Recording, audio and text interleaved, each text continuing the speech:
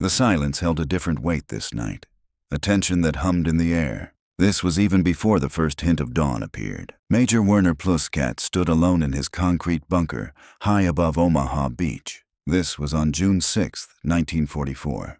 An expanse of quiet anticipation. For countless months, he gazed at this same empty horizon from his command post.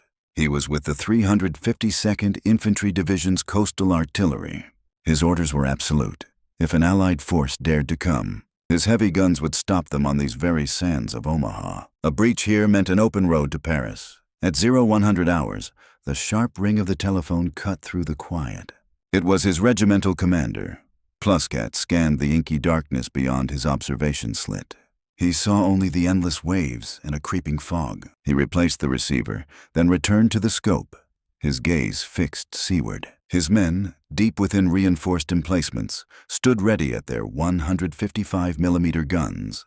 Ammunition was stacked high, waiting for deployment. Below, naval mines stretched across Omaha Beach with formidable obstacles. These bristled from the sand, a deadly defense. Yet, despite every preparation, the agonizing weight gnawed at him. Then, at 200, a faint, distant hum began to roll across the water. Aircraft engines, not one or two, but hundreds were heard.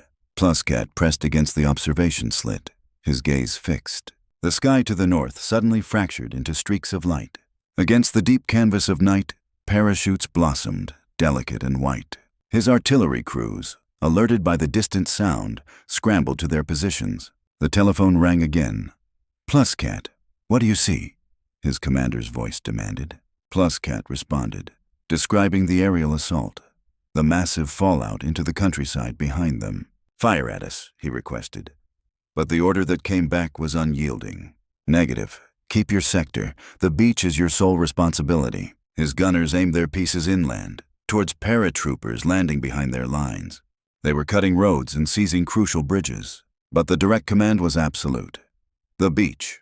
Always the beach. The invasion, it seemed, had already flowed past his guns. Dawn began its slow ascent at 5:30. A pale, ethereal light. This light was spreading across the water, announcing the day. Pluscat returned to his scope, meticulously sweeping the horizon. What he saw there stole his breath. Not dozens of ships, nor even hundreds.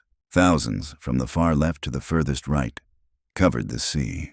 Battleships, cruisers, destroyers, transports. An armada of staggering scale appeared. They sat in neat rows, dark, imposing silhouettes against the lightening sky. The armada stretched towards an endless vanishing point on the horizon. His hands trembled as he reached for the field telephone. Static crackled, and he heard his commander's voice, taut with an unspoken dread. But before any response could be given, the world erupted. The first salvos from Allied naval guns tore across the sky. Their sound arrived a split second before the massive shells themselves. They slammed into the bluffs around him with an earth-shattering force. Dust filled his bunker. The very walls shuddered under the impacts. His own guns roared to life, the 155mm pieces barking defiance. They sent shells arcing towards the distant Allied fleet, but the Allied fire was overwhelmingly superior. For every shot his men sent, 50 returned. The German positions around him erupted in geysers of earth, splintered steel, and shattered concrete. At 0630, the first landing craft appeared, churning forward in relentless waves. They were aimed directly for Omaha Beach, for his very sector. His battery commanders confirmed their approach. The German guns shifted, now tracking the boats. At 2,000 meters, the German guns unleashed their fury. Shells plunged into the water around the craft. One landing craft took a direct hit, disintegrating in a flash of orange flame. But there were simply too many.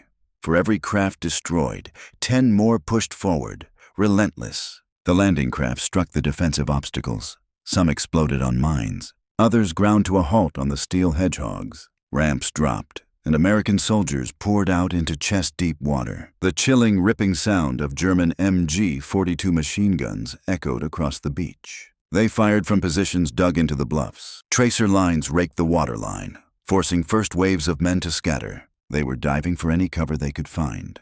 The surf churned with chaos, yet still, they kept coming. More landing craft grated onto the sand. Tanks pushed forward. Some bogged down immediately. Others crawled towards the shingle, Still others raced with explosive charges, trying to carve paths. They desperately tried to carve paths through the dense obstacles. From Pluscat's remaining guns, heavy shells slammed into the Omaha Beach. They blasted sand and debris skyward, shredding equipment instantly.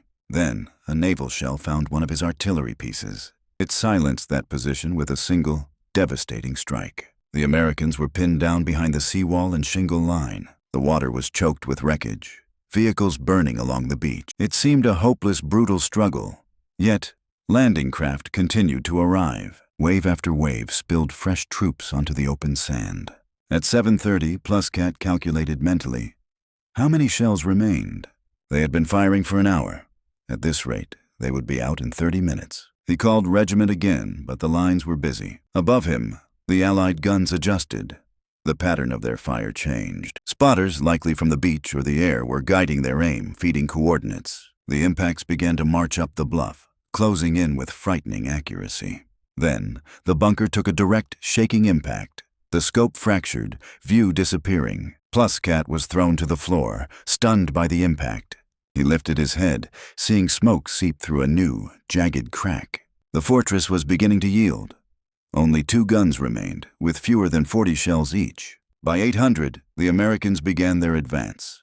Small groups broke from the seawall. Defensive fire forced some to drop and seek cover, but others pressed on, reaching the low ground, pushing further inland. They worked with grenades and satchel charges, methodically disabling each strong point they encountered.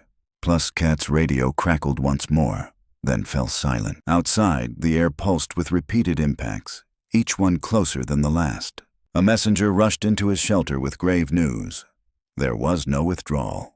The roads were cut, the escape routes held by the advancing enemy. His men could only fall back into an ever-shrinking pocket of resistance. At 0845, his last 2 positions fell silent. They had exhausted their ammunition. Pluscat stared towards the shoreline, now teeming with movement. Vast numbers of men pressed forward, spreading inland. Heavy vehicles crawled up the slopes. Gaps had appeared where the barriers once stood. The ground he had been ordered to hold, to defend at all costs. It had become a firm foothold for the Allied advance. The invasion had succeeded. At the base of the bluff, medics moved with urgency. They attended to fallen German and American soldiers lying side by side. The sheer scale of the Allied arrival was immense. Vehicles and supplies streamed inland without pause. The Atlantic Wall, in this sector at least, had failed. Major Werner Pluscat's account of watching that Allied fleet appear at dawn. It became one of the most famous German perspectives of the invasion. His 352nd Infantry Division suffered profoundly in the defense of Omaha Beach. Over 1,200 men were killed, wounded, or captured in the first 12 hours. Despite inflicting significant losses on the American forces, the German defenders were overwhelmed by the magnitude and firepower of the Allied assault. Pluscat survived the war, his testimony featured in Cornelius Ryan's book. This was the definitive book, The Longest Day. He maintained until his death that the sight of that vast Allied armada at dawn, this was the precise moment he knew Germany had truly lost the war. The defense of Omaha Beach represented Germany's most determined resistance on D-Day. Even such a severe effort proved insufficient against the tide of history.